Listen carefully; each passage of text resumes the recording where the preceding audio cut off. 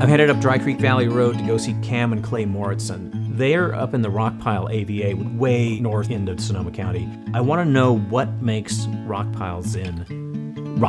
What makes that Rockpile character come out in Zinfandel, because it's very distinct. The only way to find that is to be in the place and kind of understand how the grapes grow there. 145 years ago, were you growing grapes for wine, or were you doing other stuff on the property?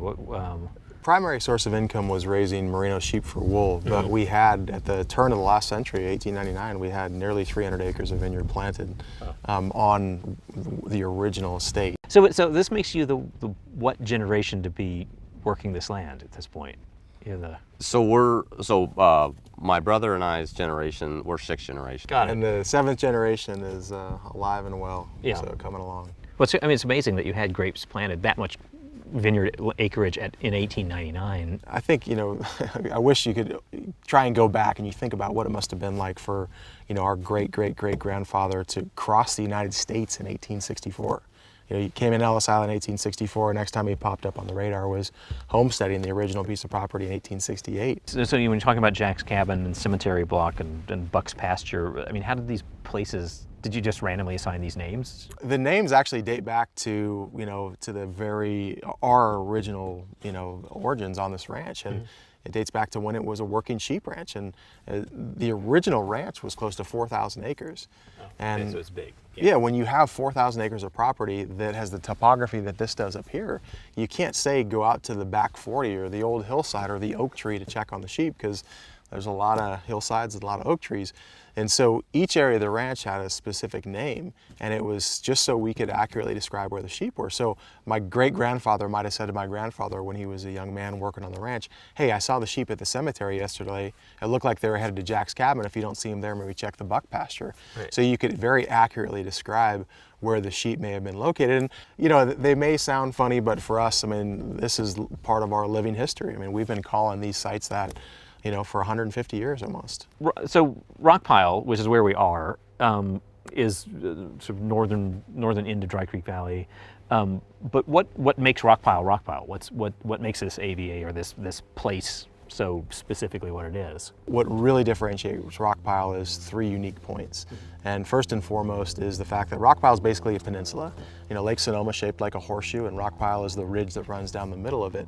And Lake Sonoma, it's not a small body of water, but it's not huge. It's about 2,500 surface acres, but more importantly, it's 200 feet deep. Only 11 miles from the ocean.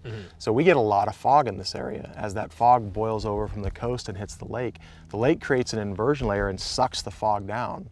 And the one ridge that runs down the middle of the lake has absolutely no fog during the growing season.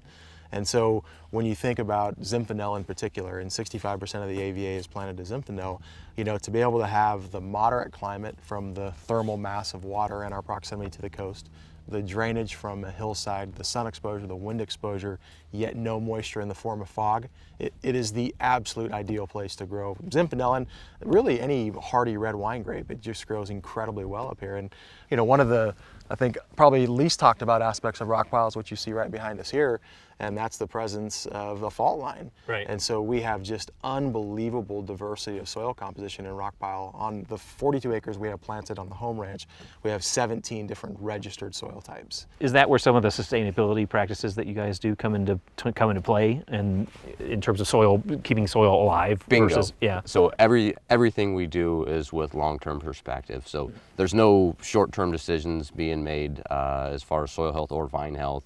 Everything we do is, the soil remediation programs are 3 to 5 years out. We'll follow those through and track them along the way, and then regroup after that. And that to me is the key in maintaining consistencies in the wines that we produce, but also making sure that these vines have, a life that's sustainable. Because let's face it, we can't. It's a huge investment to plant vines, and you can't afford to have them in for 15 years. They've got to be a 40-year plus investment. Yeah. And you've got to be able to replant on the same land and have the land sustain the life, that's it. In this case, for 145 plus years.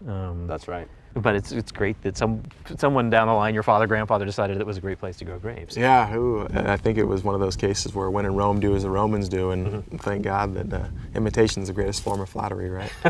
Exactly. Yeah. Great seeing Clay again after a few years, and great to meet Cam for the first time. got an absolutely beautiful section of the county.